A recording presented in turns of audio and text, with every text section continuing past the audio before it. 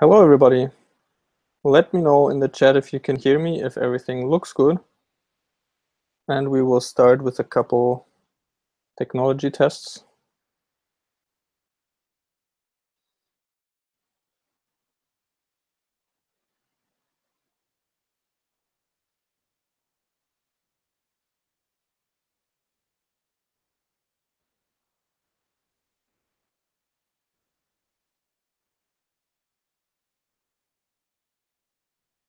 All right, so first let's test the stream delay. So I'm going to clap my hands. Hello, everyone. And when I clap my hands, I want you to just spam the chat with something so I can estimate how high the delay is. All right, ready? 1, 2, 3.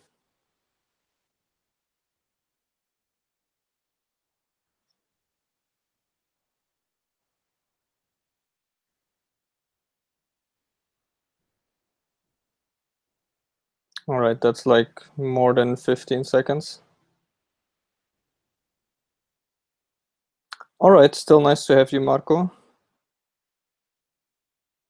Feel free to just ask any questions in the chat and I will try to answer them. Next, let's try to share my screen and you will tell me if you can see anything. So can you now see into infinity? And can you see this? And most importantly, can you see Citybound running? And if yes, how smooth is it for you? I'm streaming from my Mac today just because I have one additional thing which I only got set up here. So please let me know if this movement looks fluid here. And then the final thing which I want to test is I connected some technology to some other technology. And using these technologies, I should be able to show you some drawings. So first, let me see if you can see the screen and if you can see my squiggles here and everything. All right, because we can use that to illustrate something if necessary.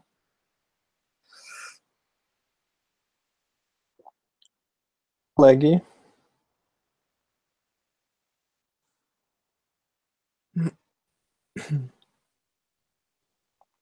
All right, good enough for an idea. Yeah, you won't need to see the code, and if you need to see the code, I will increase the font size. So I think Jesse joined, but I can't hear him yet. Good morning. There he is. Good morning, Jesse.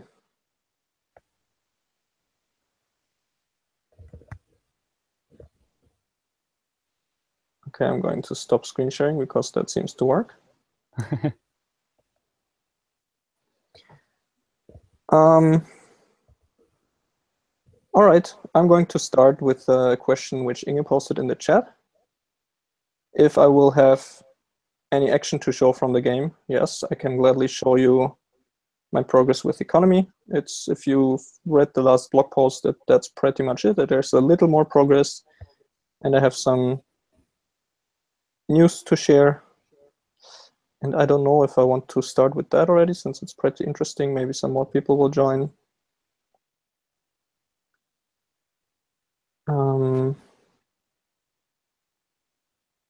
I don't know. We already have some viewers, so I think we can start. So Inge, yeah, like I said, I can show some of the game later, maybe when there's a couple more people.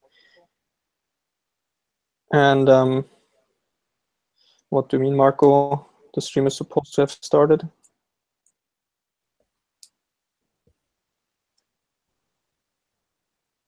You can try to reload the page and make sure that you're watching live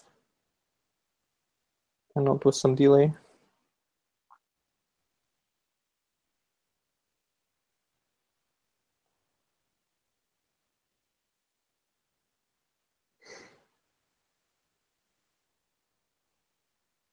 Okay, so let me actually start with the news because I will probably make a small blog post about that anyways.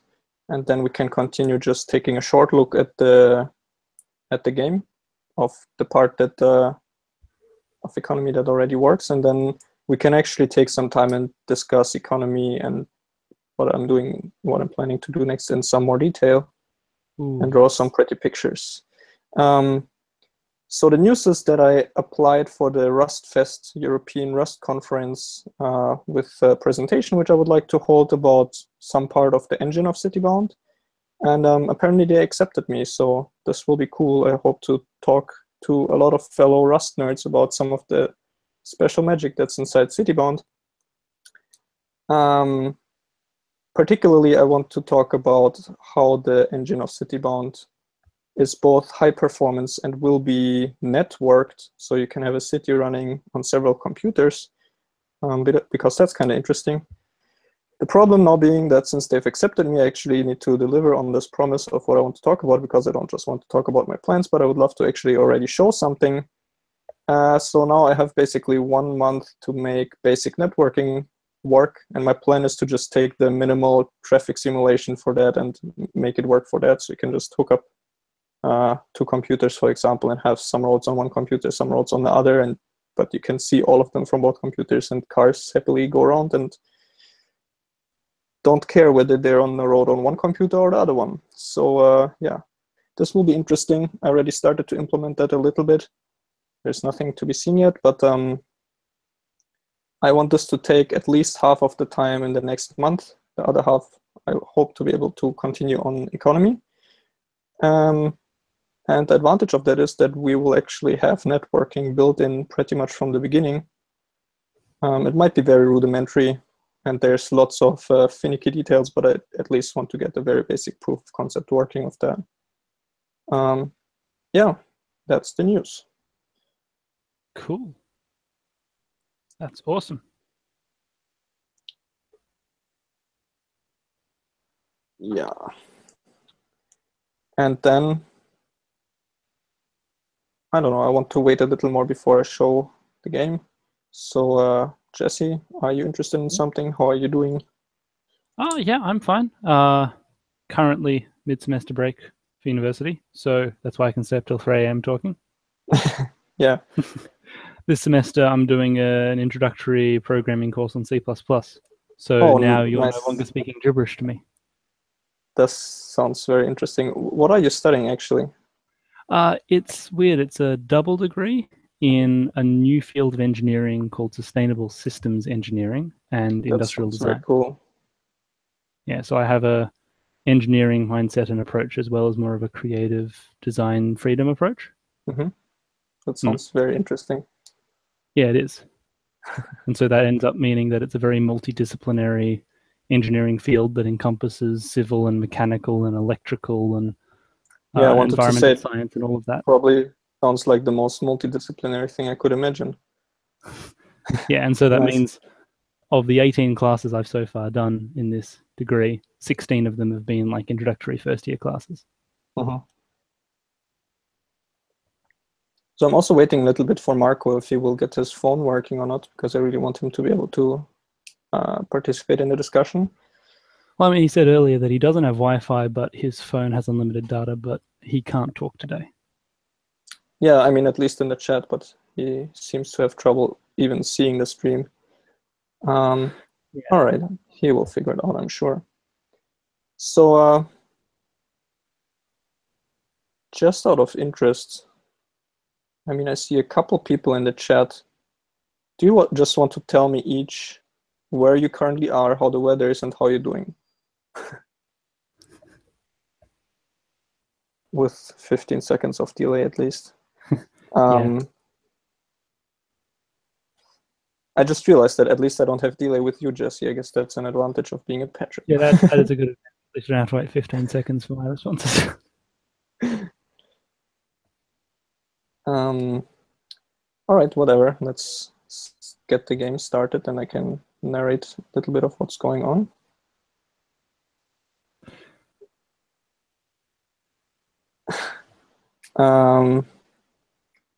So, all right, here we are. And let me actually make this all bigger. So maybe we will look at some code later.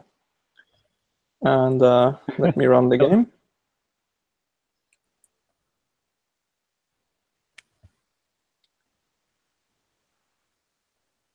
Let me make it bigger. Oops. All right, again, just let me know if you can see this. I can't, that's probably because I haven't started the stream. All right.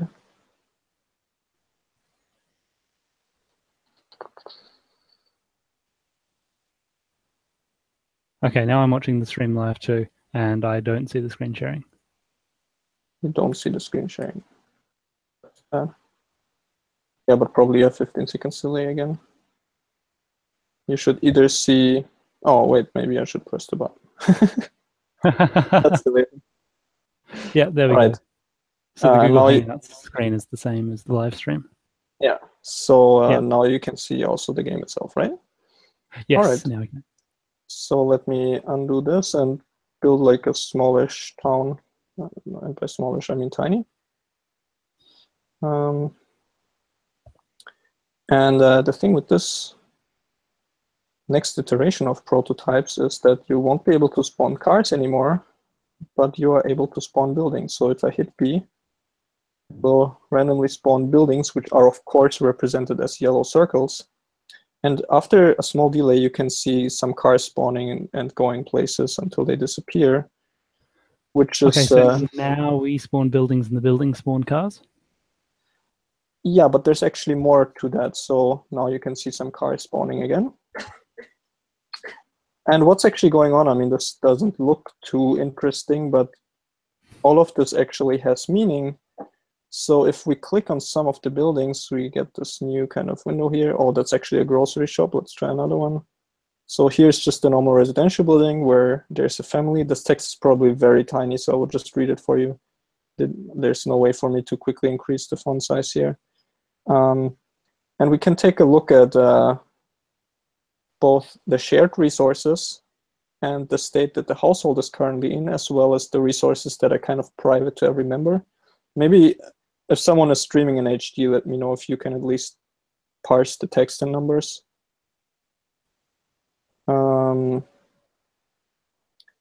So what's actually happening, if we look at a single household member here, is that they have, how do you pronounce it in English? Satiety? Satiety?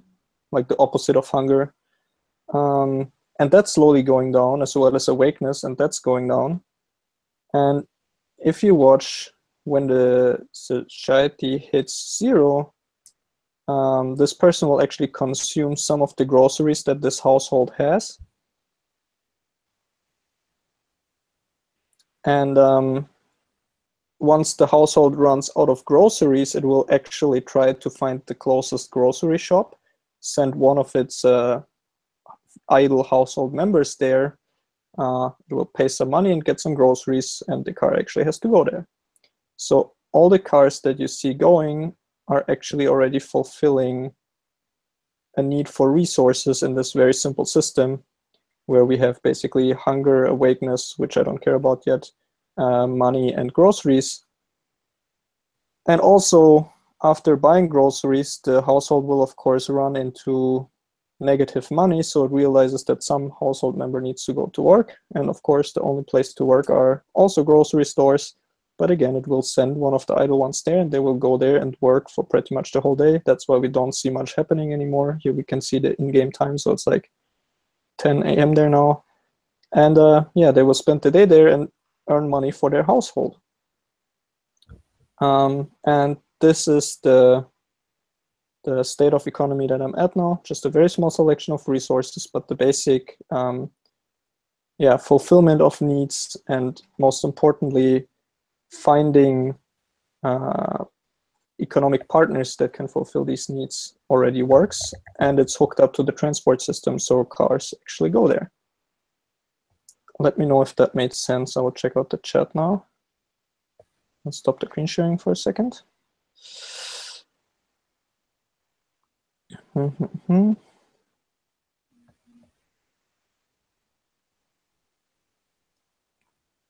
Apparently I stopped people from being able to see the screen.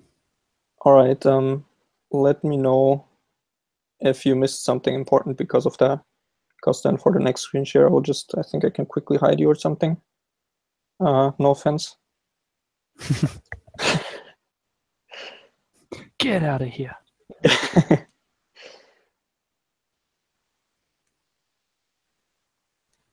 So do currently households have multiple members in them? Is there rules governing how many people are in a household? So basically, I'm just, whenever I spawn a building, I put in there randomly either a grocery store or exactly one family. And one family always consists of exactly 3 adults, which is kind of interesting, but that's Okay. how it is. So does that mean all 3 adults are all working? Or have they figured Yeah, out they that could. some of the adults don't need to work? Basically, just because of the values which I chose right now, only one adult needs to work, and then the household is in positive money for some time, and the others just are lazy asses, basically.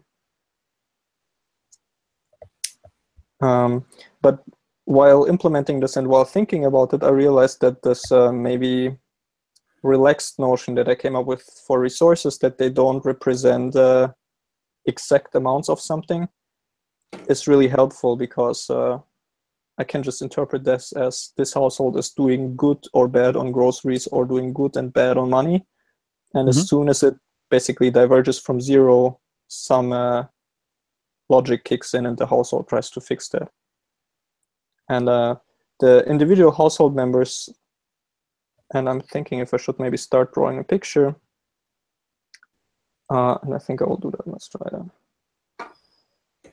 The individual household members even trade off their private needs with the shared household needs. And I'll start screen sharing again. Let me try to just let me share the entire screen. Let me quit the game, because let's not try to do too much at once. And then go to this. All right, can you see this? So we have households. Hold on, let me try to get a good angle on this. And a household has shared resources, such as, let's just take the 2 examples which we have, money and groceries. Let me know if that's readable, both regarding my handwriting and the resolution. And then it has its household members. So let's say here we have one member, and they have their private resources, which are things like, I will formulate it negatively now. So hunger, sleepiness, but also things, for example, like education, or let's say, yeah, how they feel about their environment, or like their social interactions. These are, of course, like all of these are not taken into account yet in any way, but they exist in theory. And you can see that the private resources are really things that are individual to that household member. And there's some very basic rules which we saw in the game earlier, where if a household member gets too hungry, they just consume some of the groceries of the household, which will fix their hunger. And again, because it's just rough resources, the household can actually go into negative groceries, which just means that they're doing bad on groceries. At any given point in time, when the simulation engine realizes that there's an idle member in a family, they will start the decision-making process. So each member, let me quickly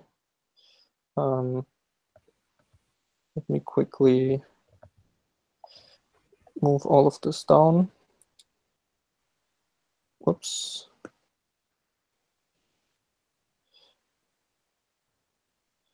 Each member not only has resources, but also information about what they're currently doing. And I call this state. So this could be either this member is idle, or it's in a trip, so in a car to somewhere, or it's doing a task.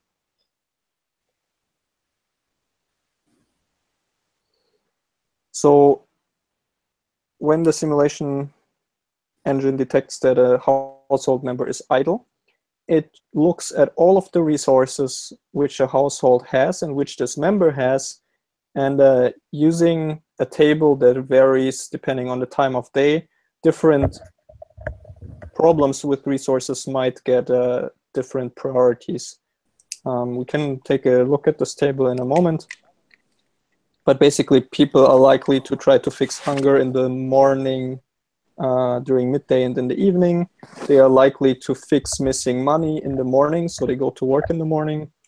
Whereas, for example, they tend to shop only in the morning and in the evening, or only care about social stuff in the evening, for example. And using these kind of priority weights that change over time, I can kind of kick the system from being completely ad hoc into actually following realistic patterns, or like social norms of when it is normal to do what.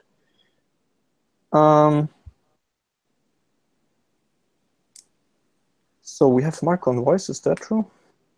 Yes, we do. Yes. Okay, hi Marco, nice to have you here.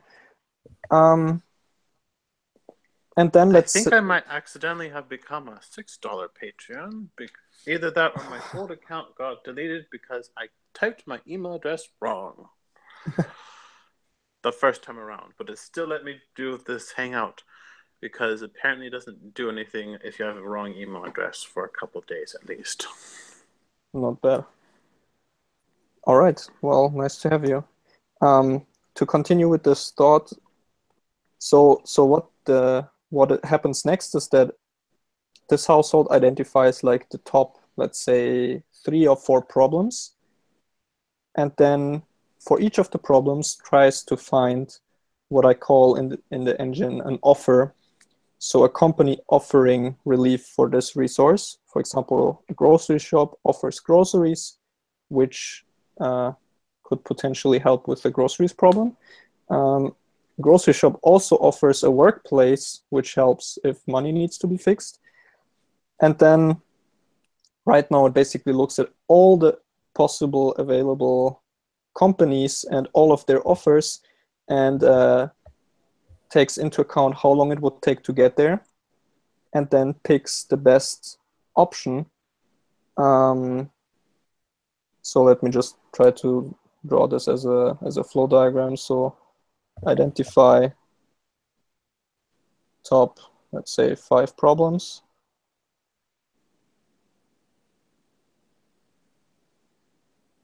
For each problem,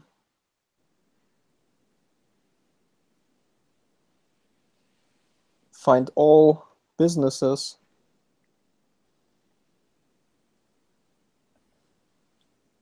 which offer this resource.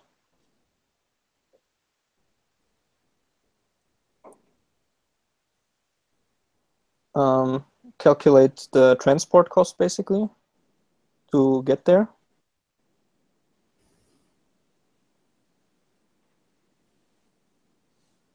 And then from that, we calculate like an overall cost of fixing this problem. So for example, groceries might cost a certain amount of money.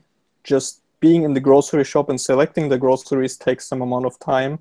Plus you have to factor in the time for getting there and maybe the cost of the fuel to get there. And you arrive at a total cost to fix this problem using this business. And then you just pick the business that fixes the most of your problems at the smallest cost. So pick offer with best, let's call it problem relief over cost. And then this member will be sent to go there and do this task. of course, it would be silly to do this process every time a household experiences a certain problem, because, of course, households constantly or frequently experience the same problems. So if this was successful and the member actually managed to arrive there and complete the task, then we remember this business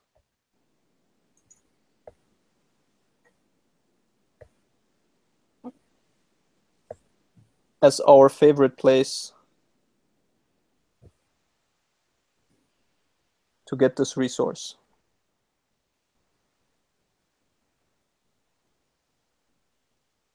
So the next time this household needs this resource, we don't have to compare all the options again. We just have to quickly see how much would it cost us to get to our favorite place, and then just trade this off with fixing maybe other resources. But for this one resource, we don't need to trade it off with all the possible businesses which offer that. Let me know if that was clear so far. And let me read the chat also.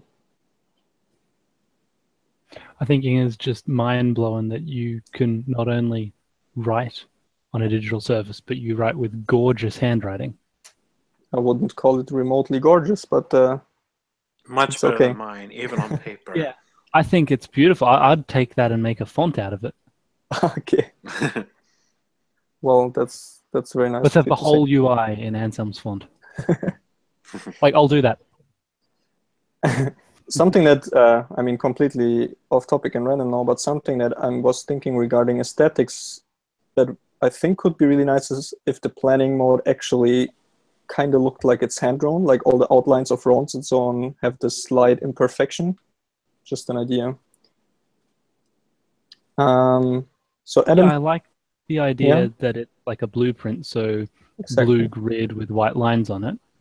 Something like that. Maybe not that cliche, Yeah. but something like that. So Well, like that's legitimately how engineering drawings were made before photocopying happened. yeah, true. So Adam says, how would that work with restaurants though? So for example, why would people or why would a household decide to go to a restaurant? Because like Or the food entertainment. is, yeah, or pizza.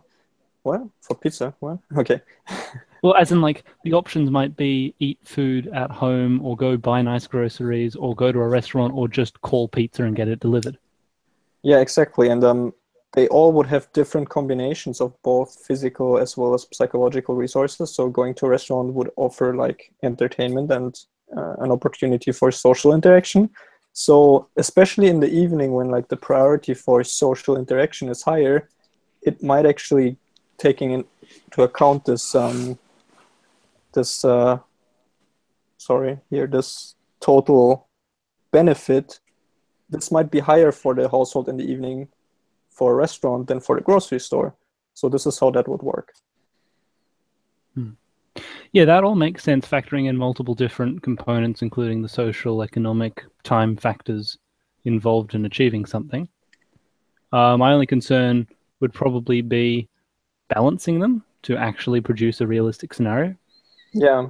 Because the worst thing would have everyone always ignore your beautiful evaluation systems and always just go with the same one thing because the computer's decided that one's the best. Like, in a way, humans are irrational sometimes. And it might be interesting to reflect some of that. Yeah. Or Yeah, at least make all the options viable in some way or another.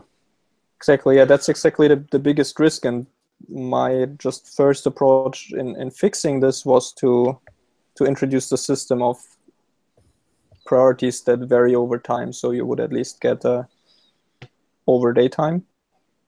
And then like, okay, what might happen next is that people in the evening always go to the restaurant, which is again unrealistic. And then I need to think about something like getting tired of something. So maybe this, I could not just store the favorite place to get something, but for some kinds of businesses, there might be this kind of wear out factor where people get bored by going to the same place too often.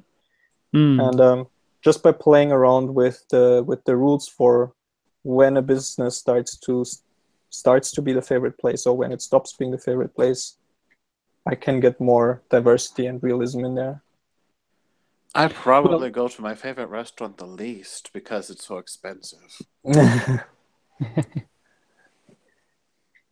Interesting, yeah. But I think once you've made that system, I guess you'll have to play test it against all sorts of different scenarios of time of day, how much they're working, how hungry they really are, and also the economics of the family. Are they rich? Are they poor? Yeah. And consider that there'll always be outliers to that. Yeah. Inge mentioned something interesting where you actually try out different stuff when you have time. So you might have some default option which you just mindlessly go to, but then like you should basically also take the cost of just making a decision into account. So yeah, this like is actually one. Yeah, this is actually one example of irrationality in a way where people maybe always go to a suboptimal place just because they don't even have time to think about it. Although there's an interesting thought, like what if your favorite grocery store suddenly changes their prices, or your favorite restaurant gives you a suboptimal meal? Yeah, exactly. At what point does the code let you question your favorites and like suddenly decide that they're no longer your favorite? Yeah, the solution that I had in mind for that, just as the first try, was to basically at random intervals remove it as your favorite just completely, and then see if it ends up being the best option again, or if not, then now this is basically the point in time where they reevaluated that, and that might work well enough. I guess that would also solve the problem of like a new pizza shop opens in town and giving it the opportunity to become a favorite. Yeah, exactly. This kind of reminds me of the regulars for restaurants and shops also at Project High Rise. Their video game has new shops suddenly getting a lot of business, just buzz or whatever, because it's new. And sometimes if it's better than existing ones, they'll pull away the regulars. But usually the restaurants keep enough regulars if they're better. Yeah. Yeah, this might be a good example. I have to check out that game. It's about like it's basically SimCity within one high-rise building, right? Pretty much. So I think I will actually use this to take notes of what I'm taking away from this discussion. So how's the game called? Just High Rise? Project High Rise by SomaSim. Yeah. Are you familiar with Sim Tower? Oh, I thought that's the same, but I guess they're very similar. Yeah, so Sim Tower was like 1994 Maxis masterpiece. Yeah. Project High Rise is a 2015 indie game basically recreating the same system.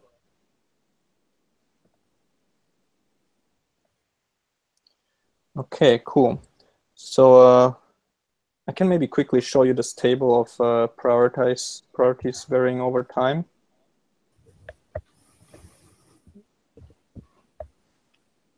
So let me see how well you can see that. I think I don't even have all of the resources in there, but basically I just tried to base it on what seemed intuitively correct for me, where you mostly care about being healthy. So if you're ill, you would actually go to the doctor instead of going to work. You also care quite a lot about being awake.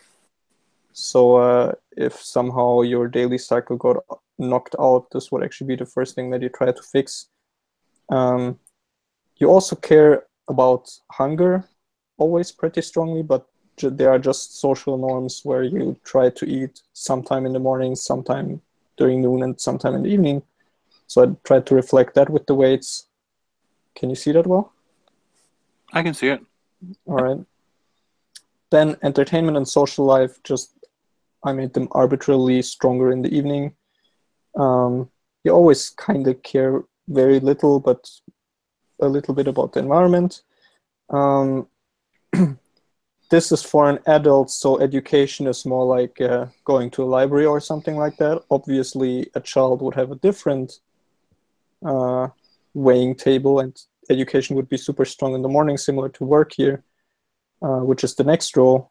I mean, work is represented as money, where in the morning, and the latest at 10 you really try to be at work and get that done, whereas you don't care about it at night. Again, I need to think about how to factor in night shift workers into that, for example. And then like shopping, clothes, furniture, groceries. Actually, clothes and furniture in the evening, groceries also during the day, because you might need to get something in the morning. And petrol also during daytime, even though I didn't really factor that in either. But just to give you an idea, let me know what you think about doing it like that in general.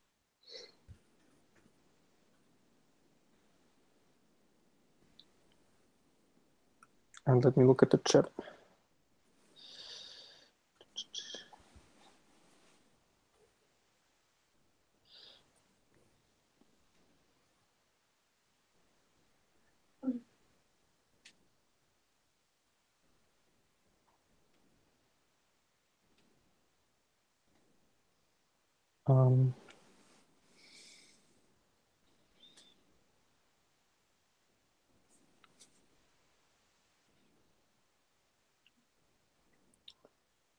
All right, maybe Inge, you can elaborate about how exactly you would imagine pride having an effect in the game. I guess it would have an effect in political situations. Can't imagine having too much of an impact outside of that.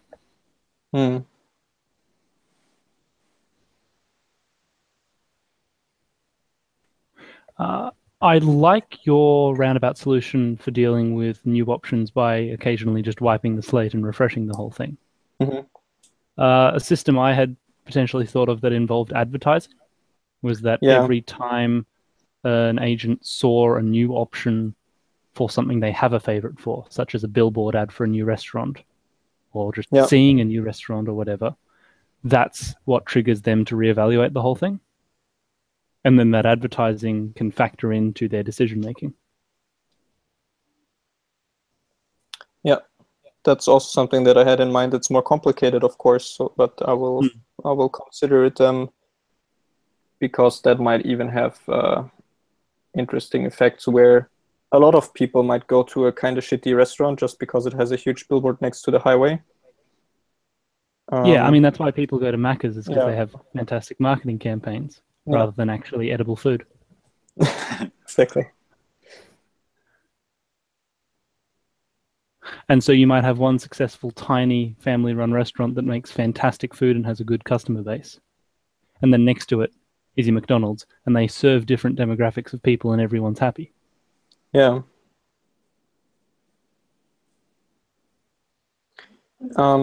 Maybe in some way in which I want to represent pride, or maybe more something like ambition, is that, and I'm not sure if I want to just stupidly tie it to money, but that people would, if they're doing well, they would also raise socially, and actually their priority table will change where other things suddenly become more important, like social interaction, entertainment, or they might even start to crave completely new resources like luxury goods, for example, that they didn't before.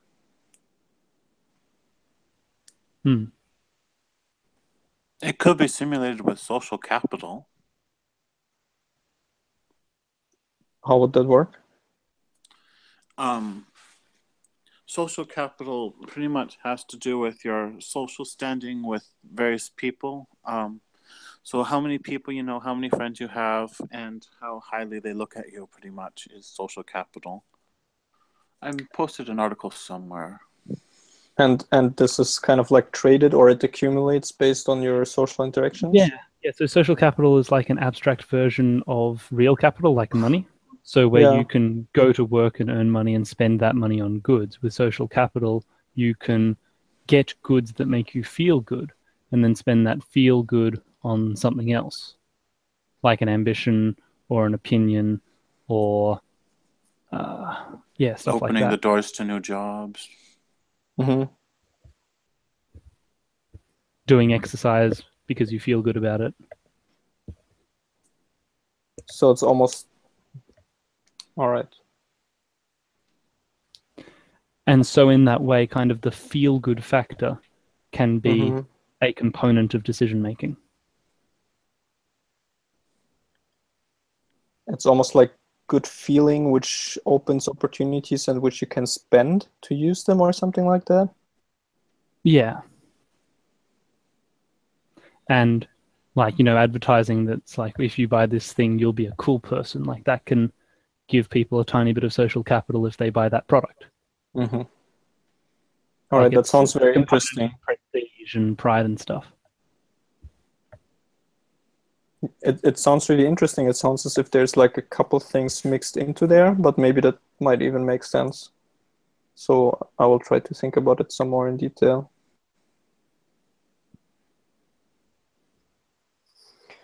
So I think this gives a rough overview of what I have planned. Just to finish talking about what the current state is, it's very, very limited, where there's not even a kind of upper limit on how much groceries one shop can offer. The shop itself is not simulated at all. This will be the next important step, that the shop itself works kind of like a household, and where in some cases you have workers which also need to go out into the work and fulfill certain tasks for the company instead of for their family. But since it will be pretty analogous, I think that will work pretty well. And then you just have to have some very simple rules where if you run out of stocked material, then you can't offer that to customers anymore, obviously. So some of them will lose their favorite place where to get something. So they actually lose customers in this way. And furthermore, they have like tertiary business relationships to other companies, and then you get the whole resource chain going, which should sound very interesting to Marco, probably. It does. That's really interesting. So essentially you're going from the microeconomics to the macroeconomics. Exactly. I mean, that's kind of the pattern that I'm going for all aspects of the game for. Which inspires me almost like when you eventually develop data panels and tools for querying this stuff. Like that's what you could call them. Like I learned more about economics from SimCity than I did in economics class. Exactly. And so I mean, Citybound couldn't also teach people legitimate economic theory. Yeah, that's my goal. And my goal is that you really understand it from first principles and from micro interactions. And these inspection tools, like I need them anywhere just to debug stuff. So that's why, even though buildings are still circles, I guess I closed, I can run it again just for fun. That's why I already have this very simple panel where you can inspect the resources of a household and what they're currently doing. Again, just for my own needs, I will need to flesh this out a lot more. And for example, for some households, I might actually record kind of the decision history to debug if they actually end up with a realistic daily cycle. So let's see if we can watch something happen live here right now. They have negative groceries, so they will probably soon send out a car. Maybe this house can't reach any grocery shop. This is still something that can happen because I have dead ends. Here you can see the resources of a grocery shop, for example, which sold groceries and first got money, but now it's negative again because it also employed some people. So this grocery shop wouldn't be doing well. But this happens because, the numbers are not balanced at all, and they can actually, in theory, offer infinite groceries. Let's look at another family. Yeah, here they managed to have both positive groceries and money, so they're doing exactly what is expected in this simple economic model. And this inspection tool helped me a huge deal to just get this basic behavior working correctly.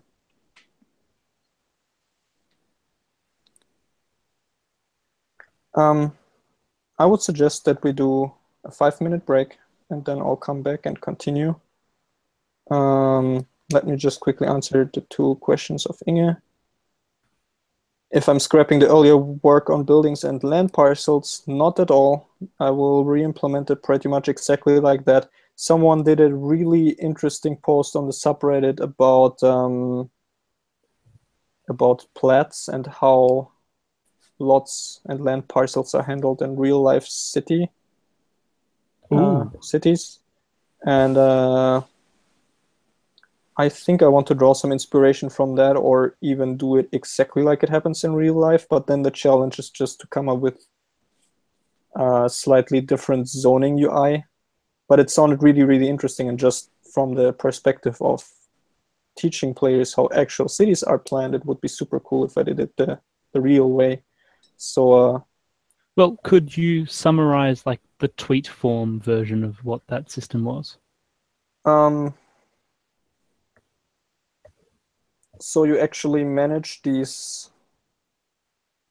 lots, which are obviously the negative spaces between infrastructure like roads, which are split up into pieces of basically arbitrary shape.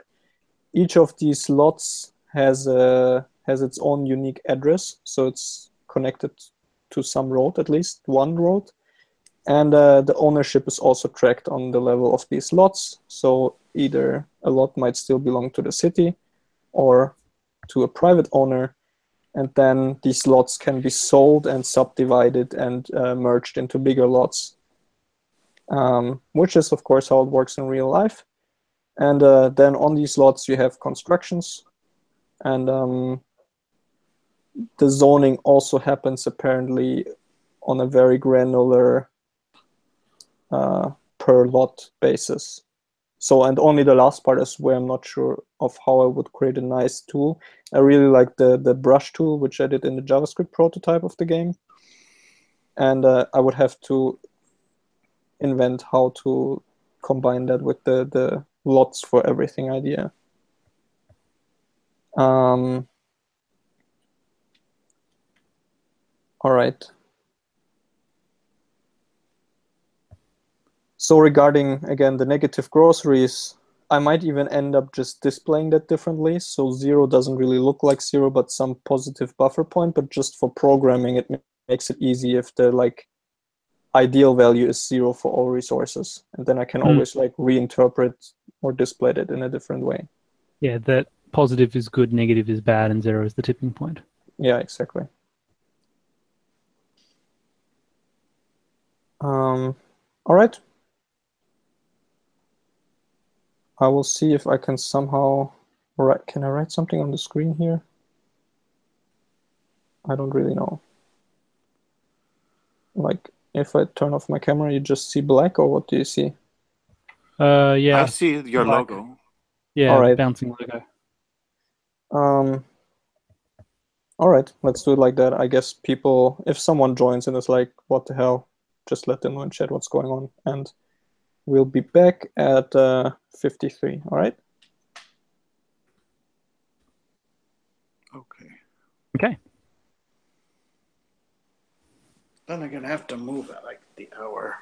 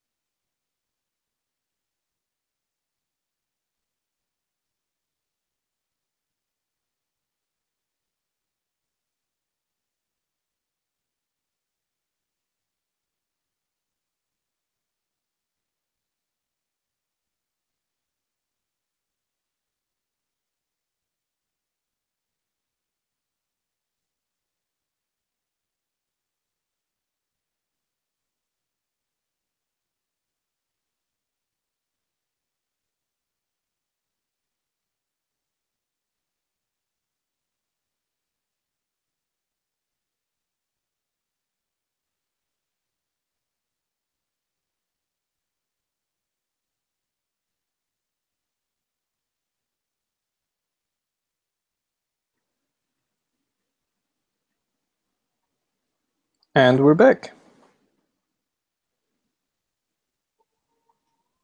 Hey, we're back. We're back. Oh, we're back. Good.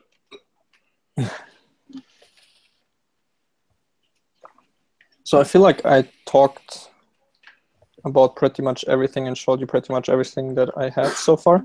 So I think I didn't miss any question in the meantime, but if you have any questions, let me know, or if you have any aspect of this topic that you would like to continue about, just tell me, both Jesse, Mark, and you, and everyone in the chat. On the subject of groceries, I think it all makes perfect sense. When you're wanting to scale it up to a grocery store, to a business, for it to make even remote and abstracted sense, it would have to account for dozens of factors, including employee numbers and actual workload and product ingress and outgress and like marketing budgets and capital for expansion and all that. Mhm. That the only way to properly simulate it would be to throw it into a fully fledged economy. Yes, but don't you? So Yeah. I would question how well this will rapidly scale in the short term in order to actually create that scenario. So first, I think it's not that bad that you immediately need to simulate everything. And my plan is actually to start with very simple models for everything, see if they work, and then try to add more details and see if they actually bring more detailed behavior. So I think you can do pretty well for a long time without grocery stores having anything like marketing money. Because if I just use the simple model of people at random points choose new favorite stores, then that's a very simple implicit model of that happening, and you don't need it as a factor at all. And, yes, but whereas yeah. a household functions around like concrete resources like food or money coming in and out to function as a household, businesses almost entirely revolve around money. That's why they are businesses. Yeah. And to make money, they need to balance the books of expense and income. And so they have to set prices for their products and acquire their products at a reasonable price, as well as manage other ongoing costs like employees. And so to manage all of those relatively abstract concepts simultaneously, I think are going to need a much, much more complicated system than what you currently have. Yes, and the way I want to tackle that is by first, or let me say it another way. The question is, of course, do you have a really isolated system? And of course, with cities, that's almost never the case. So there will pretty soon in the model be these abstract neighboring cities or like surrounding environment, which is kind of like a shop for everything, where you can get everything, but it's really far away and prices might not be that good. But this kind of sets an outer limit to your economy, and shops in your city can actually only exist if they manage to do better than the surrounding environment. And like that, first of all, makes perfect sense to exist in general. And then you can also use the surrounding environment to kind of set global reasonable price points for different things. And this should in turn lead to more or less realistic, at least relative costs between resources within the city. So this is kind of the balancing, tweaking handle I have on it. And then within this environment, I can slowly add more resources and more like indirect dependencies and so on, and try at every point to keep it working. You're going to control stuff like cost by setting global variables and constants for that. Yeah, for example, like the global cost in this country, if you will, for a grocery worker is this much, and then the grocery shop in your city has to offer something similar, or people will just work in the environment instead of in your city. And yeah, then I just have to make sure that there's enough space for margin for local businesses to take advantage of their better position to actually make a margin and to survive and grow. This is 'Cause, my I mean, kind of naive way of thinking about it. Yeah. yeah, obviously macroeconomics is all about supply and demand. That's like the first thing that you learn. And say you take, Yeah. for example, gas prices, petrol prices. They tend to revolve around a cycle of the petrol stations beating each other on price one-on-one against each other until they all hit rock bottom and start losing money, at which point someone jacks up the price to a maximum price, and then they kind of start that cycle again. Yeah. Like, I'm not sure whether that's the case in Germany, but at least here in Australia, like, petrol prices go in a big cycle. I They don't know, slowly reduce until because they... I'm not really a driver, but I would assume that that would happen. But this should organically happen in the model just as it is, because like, of course, the petrol station has to buy it at a certain cost, but might take the decision to even offer it at a loss in order to gain new customers for whom this is now the favorite petrol station, who will continue to go there until they like check again and notice, well, now the other one is cheaper again. So I think even very interesting chaotic or not chaotic but regular phenomena like this should be possible in the existing framework. What do you think? Okay. So your existing framework does take into consideration factors of supply and demand, because, for example, setting the price of a grocery depends entirely on what people are willing to pay for, and what people are willing to pay for depends on the quality, and that depends on the supplier, and suddenly you have a very interconnected network that again stems back to it being a complicated system, not a simple one. Yeah, and again, like, this depends on two things. First, the actual business rules of how a new grocery shop or an existing one might estimate the optimal price, and this has to make sense. I've read some papers like this. This sounds like a really scary problem, exactly because of the like intertwined dependencies. But I read a paper about a very simple economic model where they got away with households making pretty rational decisions and businesses making very, very simple decisions, where just if they have their warehouse full, they lower prices, and if it's very empty, they higher prices, and they just buy the wares at the best price they can find, and that's all. And like, it works across resource chains and everything. And of course, in reality, it's a little more complicated than that, where a business would actually do market research and offer more intelligent prices. But I think this model is something that I can start with and use as a base reference. Okay. Of course, this is something that'll have to be built over time. Yeah, obviously. And then once you've made this system, balancing it's going to be another question altogether. Exactly. I can imagine one variable being slightly out of sync is going to bring the entire system to its knees. Yeah, I mean, the challenge there is how to, in principle, make it robust. So like, weird things might happen from time to time, but it doesn't completely bring it down. Of course, like, that's very, very difficult to predict whether that will be easy or difficult. Yeah, because I can imagine like a random bug where one grocery store decides to lower its price to something incredibly low. Yeah. And in return, that has every single sim in the entire city flock to that one grocery store. Like, how do you install fail-safe to prevent crazy behavior occurring from failures in the economic system? I mean, there would hopefully be enough reasonable rules so not all of them fail at once. So the shop might offer it at a like basically zero place, but then again, it can only offer as much as it has in its warehouse, and then it just runs out. And at some point, it goes so much into negative money that the business closes, and then that's the end of that. And you have this weird glitch once. And yeah, but you're completely right. Of course, I have to ensure that there's enough like overlapping independent fail-safes of reasonable behavior, maybe, to keep the system from completely going down. Yeah, because like that sort of thing happens in real life too. A business sets an irrational price and then they go out of business and then they're no longer there. But if in a system governed by concrete rules like that, a shop lowers its prices like that, even if it only lasts a day, that may permanently affect the behavior of every single sim in your game. And suddenly every sim is in their car driving to get to the new shop.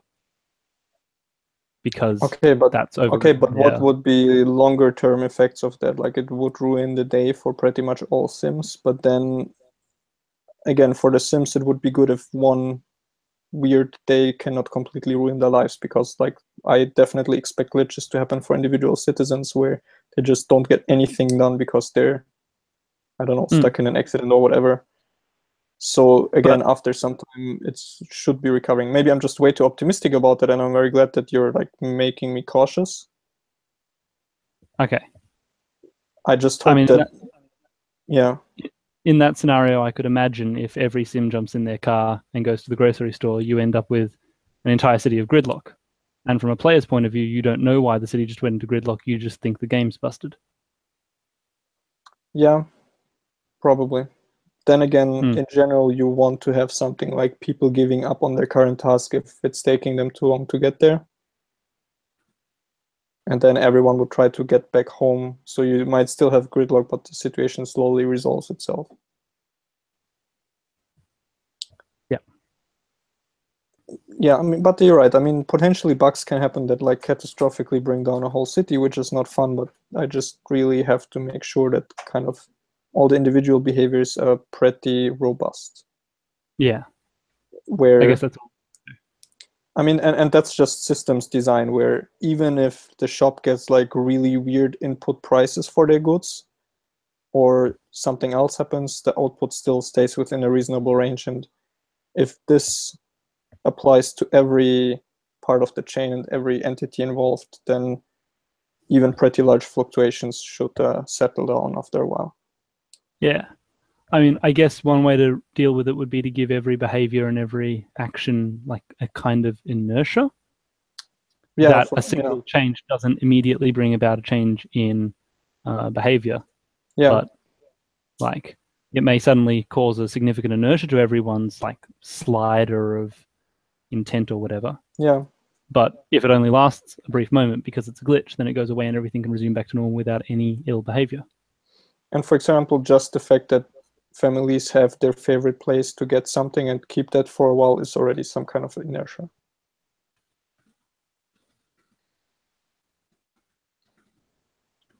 So let me try to answer Inge's question.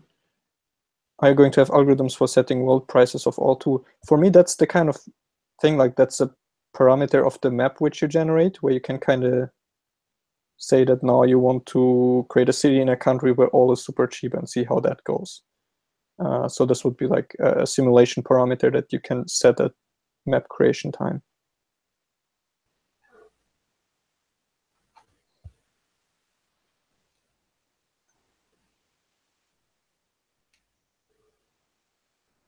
By the way, for myself, I just decided to call citizens and city-bound citizens because, yeah, or people. Yeah, good choice. And I mean, this is completely random, but just getting back to the educational aspect, I was thinking that I also don't want to invent a fake currency for city-bound, but that I actually want to use somewhat realistic prices, and then for the localization of the game, not only have the user interface in different languages, but actually use like the local currency of the player, just to really be able to show children who would play, for example, that look, this much road costs this much, to build a power plant costs this many millions, if not billions, of your currency, and so on. Which should be pretty simple because it's just conversion rates, more or less. I mean, you have regional differences of relative prices, but still. To have a road costing $10 million and a power plant costing $1.5 billion, rather than like $10 and $1,000. Yeah, I think people can actually deal with numbers with a lot of zeros in them. Or like I can write there. Lean to disagree. I mean, I can render it as like 5K or 100M or something like that, and then it kind of resets your relative feeling, I think. Yeah, because when you've got giant numbers like that, people lose a sense of scale and they think that 100 million is basically the same as 1 million, even though one is 100 times more than the other. Yeah, but I can use the suffixes for that. But still, at the same time, I want to have the feeling that, wow, this road actually costs 1 million times more than a person who lives next to the road earns per day, just to put these things into proper relative scale. Yeah, I mean, I seem to remember hearing in a SimCity 4 development blog that basically every simoleon in SimCity 4 represented $1 million. Yeah, I also heard that, and to build 10 meters of road actually costs $10 million, which is why it costs $10 in game.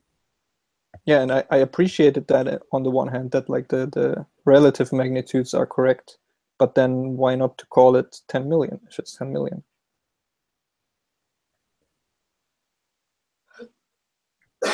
All right, anyways, this was just a small tangent. Yeah, let me know if there's anything else you're curious about, wondering.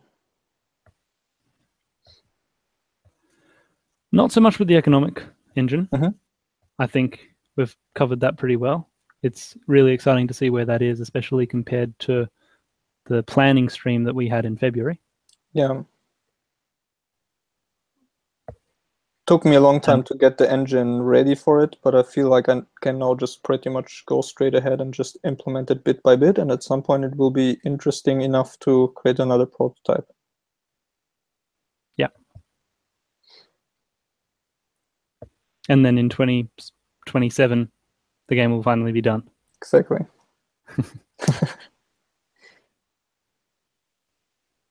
Something that really calms me down is that with this model, I kind of have a clear way of starting with very simple models, and I feel like I could pretty soon have something that's on par with like SimCity or Skylines, and then very quickly improve on that, and again, still having a very simple model, already have some effects that you didn't have in the other games, and then just slowly add more and more interesting stuff to it.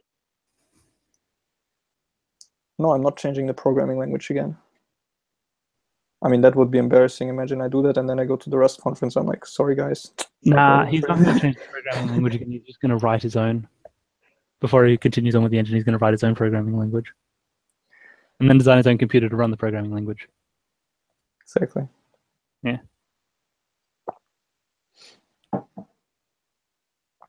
So, sorry, but you sounded like you wanted to go somewhere else. I mean, something I had been thinking about for the past week or two is an important component of game design is to look at existing properties and look at where they fail. Mm-hmm. And something that had occurred to me is that a big fault in City Skylines is the death care system and how it's implemented. Yeah, and that's so weird for me that it's healthcare. That it's something so important. Mm. Yeah, but sorry, continue with your point. Yeah, like the concept of death waves, that randomly, suddenly heaps of people in your city get sick, and then suddenly heaps of people in your city die, and that not only overwhelms the systems, but suddenly your population drops significantly such that your entire city becomes a ghost town. Mm-hmm. And that's even why Inge stopped playing, apparently. Yeah, and so I think all of that stems from a simple logical error in the systems design. Which is? And so, I mean, I don't know exactly what that error is, but I imagine it stems from some sort of contagion or disease that wasn't properly balanced that ended up wiping out the entire city. And the consequences of that is you end up with a ghost town. Yeah, doesn't exactly the same thing happen in Banished as well? I'm not too familiar with Banished, but I wouldn't be surprised. Because, and I played that, and this is exactly what happened, and it's apparently something common, like to the degree that it's almost a meme about the game. But in this game, it feels kind of fine because, to be honest, like the early settlers had these problems, and illnesses were a huge thing, and they could just wipe out your whole town. But yeah, for Skylines, it feels a little unbalanced. Mm. And perhaps it is real that, like in real life, massively contagious diseases would wipe out entire settlements. Like, for example, the Black Death kills a third of Europe. But on the one hand, that's no fun gameplay. Yeah, I mean, this would already be equivalent to the natural disasters in SimCity, and even they are a lot more harmless than wiping out your city completely. Yeah. I mean, it may be realistic to destroy everyone in your city and reduce it to rubble, but that's really no fun. Yeah. But then on the other hand, you look at a modern city and it's like, well, how can one disease kill 1 million people? And no one in the world notices? Yeah. No one is sending help, right? Yeah. So, I mean, it may simply be that Sims get like a cold. So technically they are sick, quote unquote. But I mean, does that necessarily mean that every Sim has to go to a doctor and that when the cold deteriorates, they get sick enough that they die?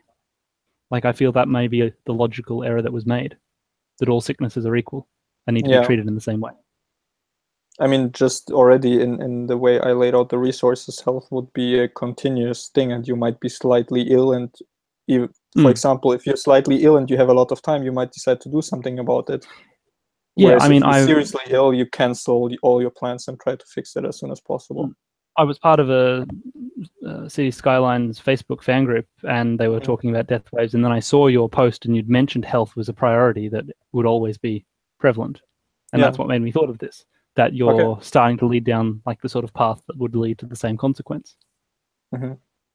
So it may be an isolated scenario to talk about death waves, but the principles apply to the rest of the game because the concept of systems collapse can ruin a system.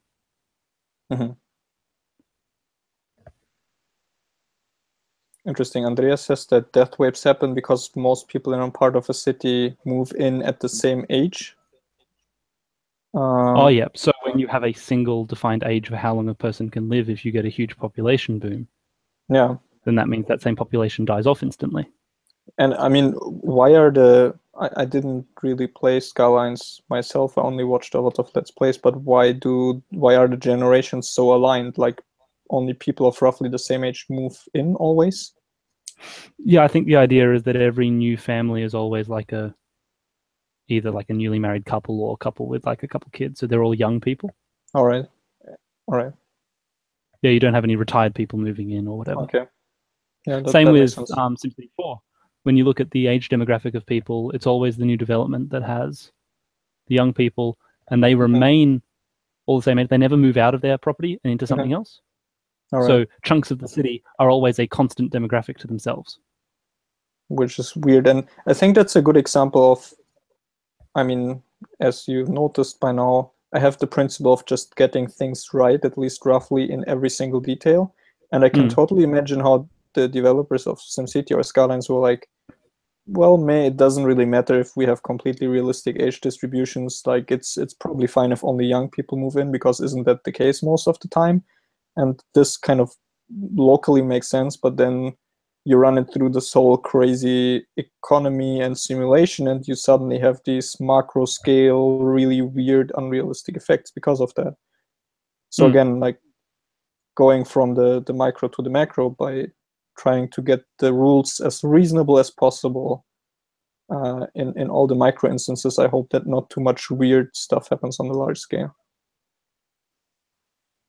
Adam's suggesting that people only die because of age, that they don't die from illness. I'm pretty sure that the function of the healthcare system is that if they don't get the illness treated in a hospital, they do die.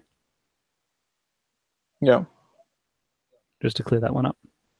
Yeah, I think that there's probably a good reason to want to differentiate illnesses that are simply affecting your happiness or health or maybe even mental stability versus illnesses that are actually threatening your life. Yep. That the latter you want to get treated at a hospital, but the former you simply go to a drugstore, buy some medication and sweat it out. Yep. And that one may, if it sweeps the city and, it's flu season or whatever, then yes, it impacts the productivity of the city, but it doesn't mean that half of the people die. Yeah. I mean, it's basically, it's if you think about it from a city and infrastructure which you have to provide point of view, it's basic healthcare versus like emergency care, I guess. And these are actually one's kind of separate things. Commercial product solution and one's more of a city services solution. Yeah.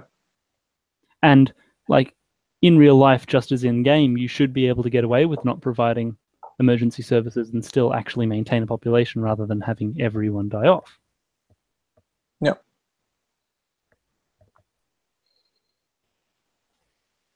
Inga asks, is there any point in simulating minor infections?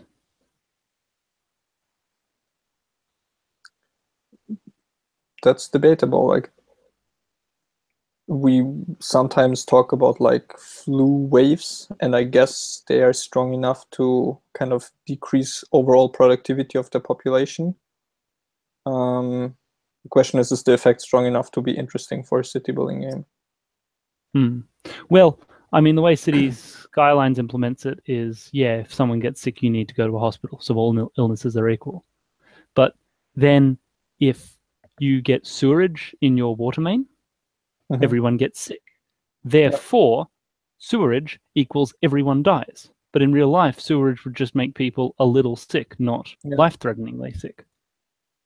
Like that's the sort of imbalance in scale that you reach. And so if you have these factors that can change health, like going to the gym or eating bad food or whatever, then I think you do need to simulate both life-threatening and minor diseases. Yeah, and I agree. And I mean, you need to have a reason to have pharmacies, no?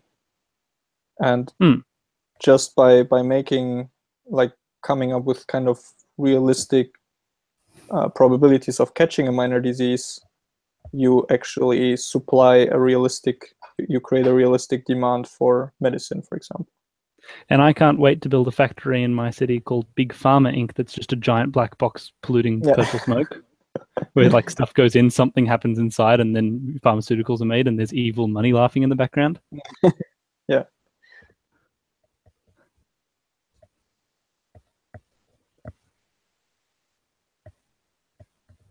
And yeah, just like in SimCity, how you have like smoke detectors as a policy to reduce the fire rate, you can have flu jabs and vaccines as a policy to reduce infection rate. Sorry, I'm not familiar with the word. What exactly are flu jabs? Think of, well, like, because the flu is something you can't get a vaccine for permanently cure. But every year the strain of the flu that goes around is pretty much the same. So you can kind of get like short-term vaccinated for the flu for 1 year. So the idea is that people go and get a flu shot to not get the cold for a year. All right, yeah, makes sense. Yeah, like noise pollution. How is noise pollution a life-threatening disease? Then in City Skylines, noise pollution makes people sick. It makes them sick, all right. Yep, it doesn't make them irritated, it makes them sick. For me, this would like directly just be a negative influence on environment. Or land value or something. No, not that directly. Like, people have this psychological environment resource. And absolutely. Yeah, it like both affects them day to day, because like it basically makes them overall unhappier because they have this one resource which they can't fix, or where they're often exposed to negative influences. And also, like, when choosing a location, they take it into account. So yeah, like, again, I don't have this compound magical land value, but it's one of the factors that people consider. I think that even if you don't have in the engine a compound magic land value, it would be good to calculate one for display purposes, because people understand land value and people can understand the influences that it has. The way to do that would just be to create like a virtual family. If you want to inspect like one point on the map, you create a virtual family and make them exactly evaluate the choices if they wanted to move in there, and then display how they feel about it. And then do that across the whole city and display that as a data type. Exactly.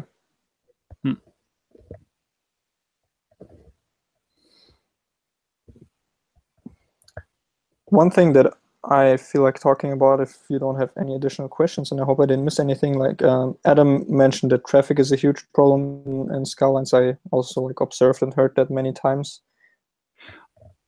I mean, that's what everyone says. I've never had too much trouble managing traffic in my city. All right. So, I don't know, maybe I just play the game smarter than other people, but City Skylines was never a threat to the traffic of my cities. I'll just put that out there. You go on. Yeah, exactly. I mean, it's very easy for me philosophically to just go and like fix all the obvious problems with other city builders. But something that I started to worry more and more about is the actual, like, just from scratch game design that I want to do for Citybound, where like I actually also, I don't just build the perfect simulation, but it should also be fun. And I have a tiny bit of background on game design just based on some books which I read, and I guess some intuition. But recently I saw a really nice analytical framework that can be I think, really helpful both in finding problems during playtests, for example, as well as planning out how the gameplay will be. So let me try to again share my iPad.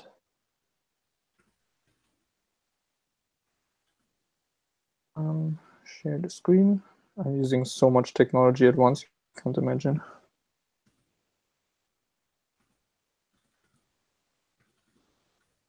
Can you see that?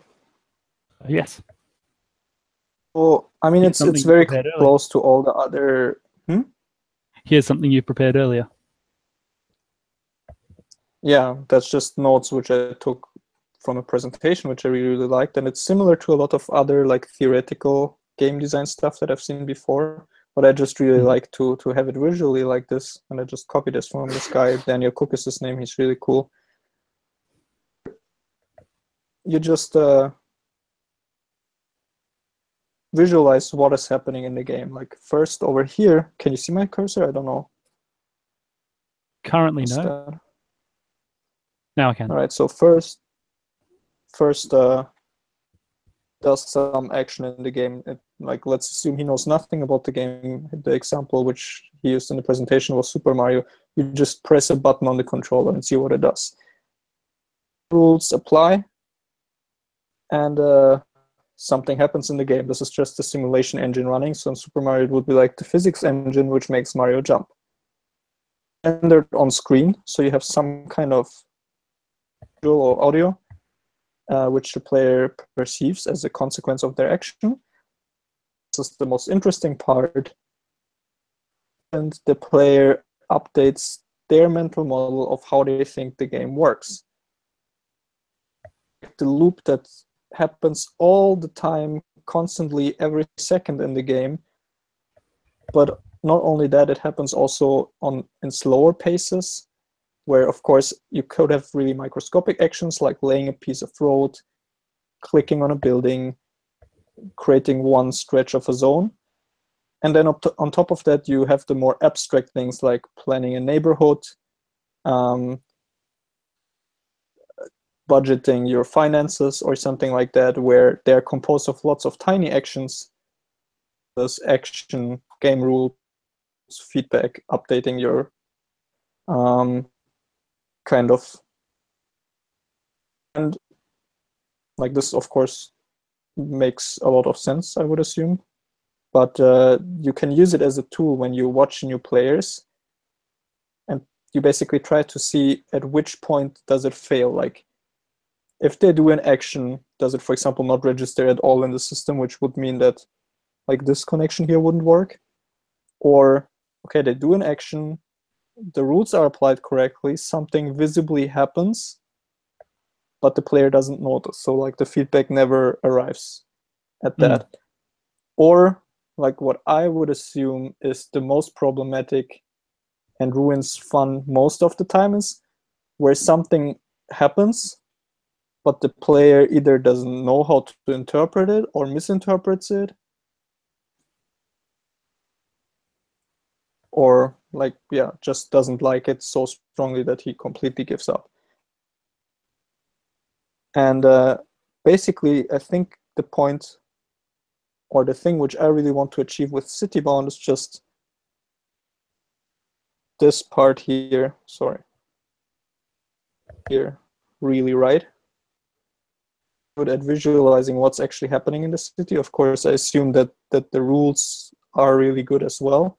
But then this essential step where from what the player sees as a consequence of his actions to learning a new skill or understanding something about your city, that this happens as clearly and in the most fun way possible. Because I think that's where all the fun of city building games lies, that okay, you do something in your city, you obviously see the results, but the results are kind of predictable. I build a road, so there's a road now. There might be interesting results. And then the key point is, how do you update your mental model of how a city works based on that? What do you think is a good strategy, and so on? The cool thing, yeah, let me know what you think first. Yeah, well, looking at this, my takeaway from it is that those 4 things are the things that are happening. Those are the things that like you could study. And the lines connecting them are what you actually change. Yeah. And I'm just gonna like try and label each line, like the top left line, the one you've drawn the first arrow to, that is your game design. That's your like top left one. Yeah, so from feedback to model, that's the game design itself. That's how you've gone and designed your gameplay to be fun or whatever. And those are the like philosophical and abstract choices you've made. The bottom right corner, that's your engine. So how the actions influence the rules, that's all about the hardcore mechanics of how the game engine's actually working. The bottom left corner, that's all like the communication design, the graphic design. So that's just, yeah, your design work that's, I mean, there's good ways to do it and there's bad ways to do it, and you'd probably want to employ someone who understands that stuff, how you communicate your engine well to the player, which is distinct from the game design being more of a systems intent. And finally, the top right-hand corner, that's the player. That's something you don't actually have control over as the game designer. Yeah. That makes sense? Additional description, yeah. Yeah, so you can control 3 of those things, and the 4th thing is the player. And so if you want to make your feedback to model really good, you need to make great game design. Yeah. And what he continues to say in this presentation is that actually represent as a unit a skill that the player is learning through this process. And again, they are like stacked hierarchically. And when planning out the game design, you can actually formulate it as a challenge of, or as a question of, which skills do I want the player to possess? What are the skills that this game is about? And then starting from the very micro interaction loops of the all the way up to the really abstract, high level strategic skills, just make sure that all the edges of the loop that you have control over, like you said, work well.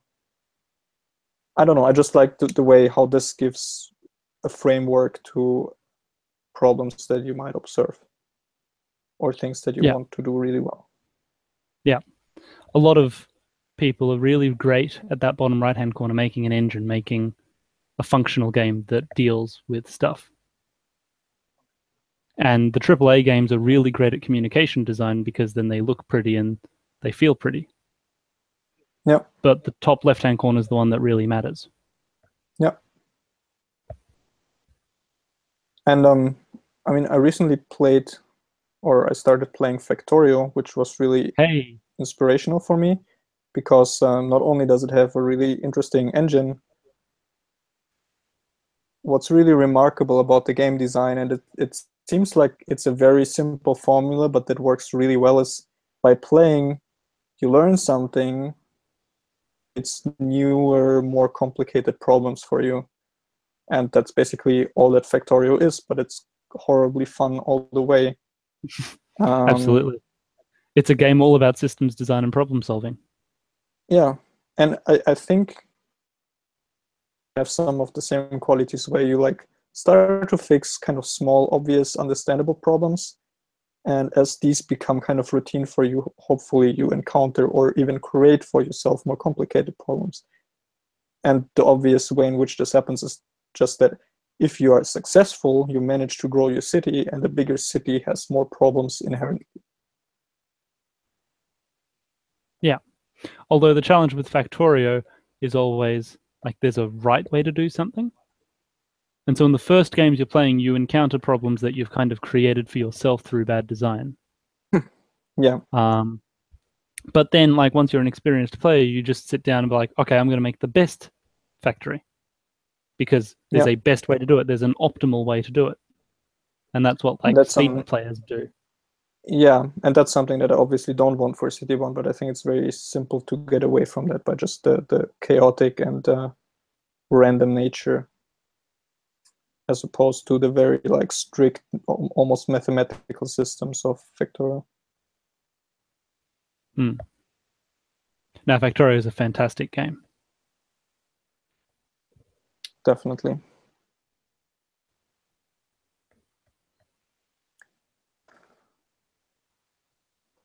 Yeah, I didn't guess basically. correctly what Factorial is. Yeah, you're making a factory to make more factory. All right. I'm not sure if I want to take another break or finish it for here. Let me know if is there any big topic that you would like to continue with? Maybe 7, or should we call it a day?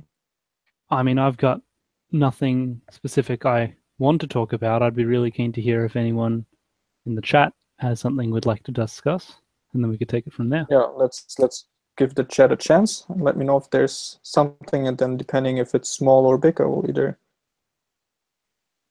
we can quickly discuss it now, or we will take a break and then have like 20 minutes left. Yeah. Well, I've recently stumbled across the YouTube channel Extra Credits. I'm not sure whether you're familiar with them. Yeah. Yep. So they do video series on guides, advice for game design. Yeah, they do really nice analysis of existing games. Yeah, exactly. And almost everything they're doing is focused on that top left corner, the game design component of it all. Mm-hmm. Yeah. And how engine and communication can feed into all of that. And I mean, what I take away from that is not being a game designer is that most of that needs to be premeditated and kind of planned out from the offset. Yeah. And so I definitely wonder whether you as a game designer, you watch those things and go, oh, bugger, I need to consider that. And so go write a list or something. And you have all of these plans written down somewhere, like your planning document, as to how you can resolve the sort of challenges that Extra Credits talks about within Citybound. Or whether we're going to have to come across those problems and resolve them at the end of the day. In game design, even for the best in the field, is still a prototyping and guessing, iterating experience. But I think you can do some planning. And actually, when I saw this, I decided that I want to kind of make game design a part of my design document, and just kind of very preliminarily draw out a hierarchy of skills that the game will obviously have, just to see what it actually consists of, what the player needs to learn. And I think this will give me a very good start in having a plan how to make each of these fun.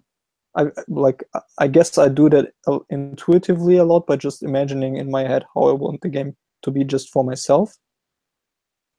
It can be really helpful to go at it in a structured way. Let me answer Divu's question, and Inge is right. There are plans for multiplayer, not just boring plans, but crazy plans where I want people to collaborate within one city across multiple computers, and it should be able to make use of the power of these computers, so you can actually take part in a city that's too big for your one computer to handle, and you can in real time build cities together with other people. Yeah, thanks for summarizing that. No worries. Actually, the biggest engine problem that I have with that, which I didn't figure out yet, and I think it's the trickiest one, is what happens if someone just disconnects? Because if a part of the city resides on his computer, then it's just done, and the simulation has to kind of stop. But I will... in any other situation, that would crash the game. Yeah, it would actually crash the game. But for the beginning, I will just do it like that and rely on kind of snapshots that are regularly taken, which should hopefully be not too slow. So you can always restart from a common point where everyone was still connected, and then figure out a smarter solution for that later, just because that's really, really difficult. So does that imply that if you have a multiplayer city, you require all of the players to be online all the time to run that city? Basically, could you have players dropping in and out and still be playing in your own city? like what would be possible is if someone is kind of poor, where like they are, the city is rendered, interact with it, but simulation runs on their computer. These kind of people could drop in and out, but all the computers which actually share the simulation effort would have to be like synchronously connected, which might not be a big deal if you could just use servers for that. And like maybe the default mode will just be that you always just join as a viewer, but actually simulation runs on a bunch of servers, which you can always spin up and spin down in synchrony. So, and servers could also be players. Yeah. Yeah. But like this is a pretty strong restriction for the beginning, but still I think I shouldn't use it as an obstacle to not do this at all. I think we can live with that for the beginning, and maybe later we can figure out some really smart stuff of how part of the city can be, when someone goes down, migrated to another computer. But I don't worry about that now, and I think we can get this really crazy multiplayer real-time cooperative gameplay going without that. I mean, I'm still of the philosophical mindset that City Sims should never have multiplayer, that it would never end well. But then I guess if we have to implement it, then this is the best way to do so. Yeah, but did you see Factorio multiplayer games? It can work pretty well. It can work pretty well if you like actually playing it with your friends whom you like and trust, even if they don't build the perfect conveyor belt configuration. But even for a game where there is the like obvious way to do it and there's a lot of potential for people to be smart asses, it's actually amazing what people manage to do collaboratively. So this again reaffirmed me that I actually want to try that. Well, I mean, Devu is saying that it all depends on the game design, that there's no city building game right now that lets you play with friends. Yeah. And I would point to the 2 city building games in history that have had multiplayer in them. One is SimCity, one is SimCity 2000 Network Edition. Yeah. And one of them was a catastrophic failure that everyone agrees is one of the worst games of its generation and destroyed a game company, destroyed a franchise. The other one was a niche product that was limited by the technological capabilities of its time and was pretty nifty, but never received enough like public reception to properly put that system to the test. Yeah. And so, I mean, perhaps it's naive to draw conclusions from that and say that it can't be done. But I mean, like Inge said, I don't want anyone messing around in my city. Yeah, and I think, I mean, people automatically maybe assume this kind of chaotic Minecraft-style multiplayer where everyone just blows up each other's houses. But I mentioned it in the last stream, there can be role-playing to split up responsibilities, and then this can even slowly become multiplayer game mechanics where you might say that, hey, this player can only build in this area and he only gets this much budget. Even be brave enough to play with complete strangers, given these. Well, if maps are large enough to allow like large region synchronous gameplay, then what you can have is every player is running their own town that becomes a city that becomes or that megalopolis of combined towns. Yep. Where, I mean, I think the SimCity 2000 Network Edition really hit the nail on the head as to how multiplayer SimCity games have to work, which is land as a resource. Yep.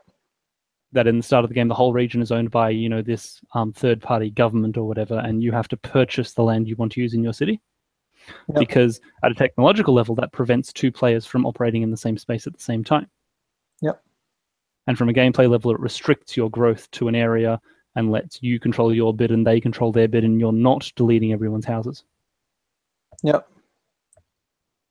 And I think Citybond can be smarter with that thanks to the planning system, which is a really nice way to let people suggest changes even. So I think this alone would create a lot more civil interactions. Civil. Planning road intersections because it's a civil interaction. Yeah, exactly. Actually not intended. No, that's actually a really fantastic point. That, I mean, if you've got terrible traffic and I want to help you out, I can go into planning mode, which has no restrictions. Yeah. You can go and design you an intersection and you can accept it, kind of like notes or suggestions on like a Google Docs thing. Yeah, exactly. I mean, this is a reality that everyone who is a programmer lives in, where like you accept each other's change sets. By the way, I want to use this opportunity, and I will end it in a couple minutes, the stream, because I think it's a nice way to draw an end. A huge shout out to, let me see if I can get that up on the screen.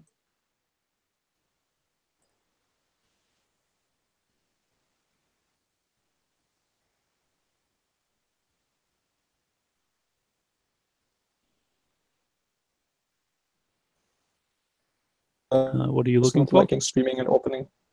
I just wanted to show what he did on GitHub, but never mind. I will just talk about this.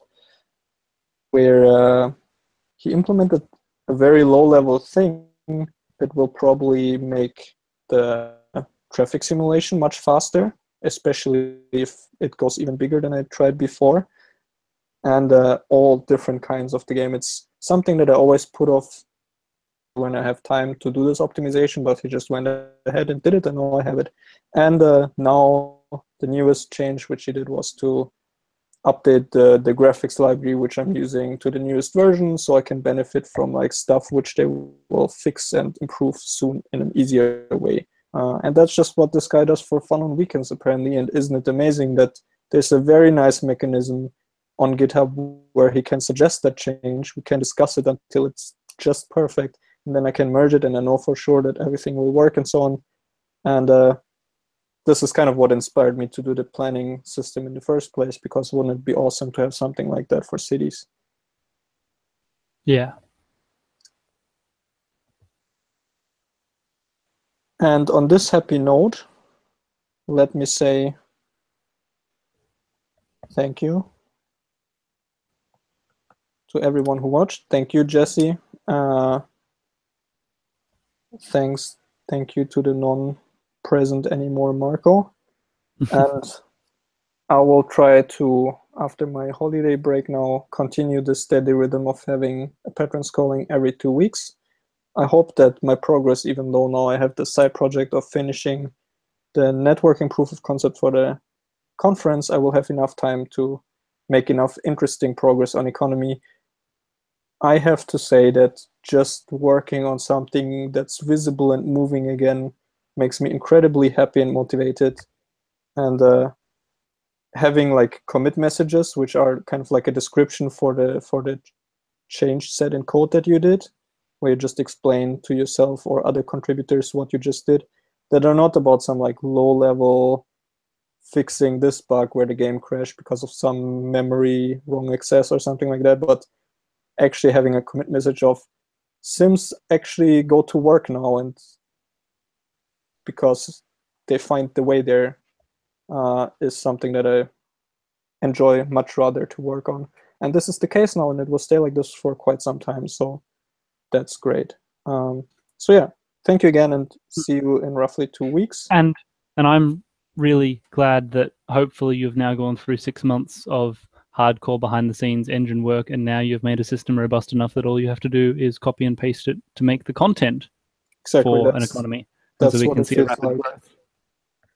Yeah, that's my hope and as well. On the subject of thanking people, thank you, Anselm, for being the one who full-time works on this and is the one who's actually responsible for making these prototypes that we so eagerly look at and discuss. Well, yeah, you're welcome. I couldn't live in a city without Citybound, so that's why I'm doing it. All right. Now let's have these awkward 5 seconds where I fumble around trying to end the screen, the stream. In all of my windows and tabs and technologies, so bye.